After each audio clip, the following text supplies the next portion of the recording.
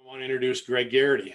I've had the good fortune of playing on some of the countless teams that Greg has captained in the northern section over roughly 20 years. And he's got a question for you, Heather. Greg? Yeah, hi, thanks. As Jim stated, USTA captain in Northern Section. It's been closer to 30 years, Jim. Let's get it right. Time flies. Yeah, well, some of that was in the Southwest section, to be fair. But yeah, really, Heather, my question is, I have players come up to me and ask me, more, they want to get more information about their current ratings. And I constantly hear them say, well, I'd like to see more transparency, go to another decimal point, for example, in your rating.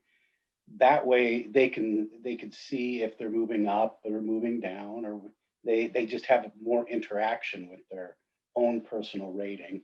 And it's just a little more transparent, I think, for them. And they, I think, would appreciate that, especially when they compare to other tennis rating programs like tennisrecord.com and UTR and things like that.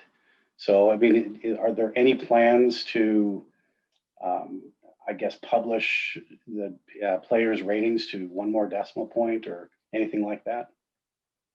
Yeah, what a great question. And I certainly hear this a lot as well. Thank you, Greg. We do talk about it a lot. We do talk about what are the best ways to give players transparency.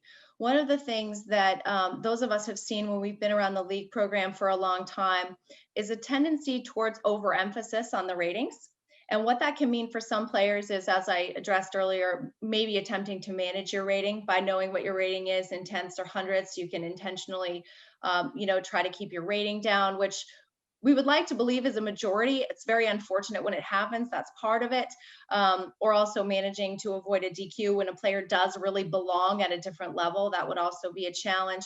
But the other thing, and that comes up for me a lot, and I've seen this around ratings culture across all ratings, all rating systems. It's not unique to NTRP. It happens in all the tennis rating systems, is if there's an overemphasis on the actual number, the actual rating, you can see a degradation in the program itself.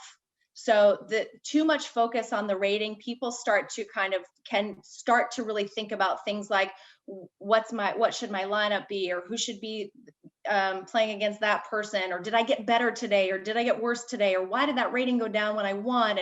And rather than focusing on the experience of the team, the experience of the player, rather than being a captain that's in tune with the skills of the team and really thinking through how to build those lineups, the emphasis moves away from the heart of what we want to be at the center of the league program, which is that team energy, that team working together, and that on-court experience. And it tends to lead towards the rating. So that isn't to say that's a hard no. What that is to say is we are always looking at what are ways we can engage players with more information, and how can we do it in a way that's meaningful to them, engaging to them, informative, feels more transparent, and doesn't serve some of those side effects that we're looking to kind of mitigate. So it is complicated, and it's something we're really thinking outside of the box on. And as folks continue to bring these suggestions to us, quarterly ratings, ratings in tenths, daily in hundredths, all of it, we include all of that in our conversations, and we're really looking at all those options. So really appreciate the question, and just know we're really trying to figure out what some of those good options might be, digitally speaking.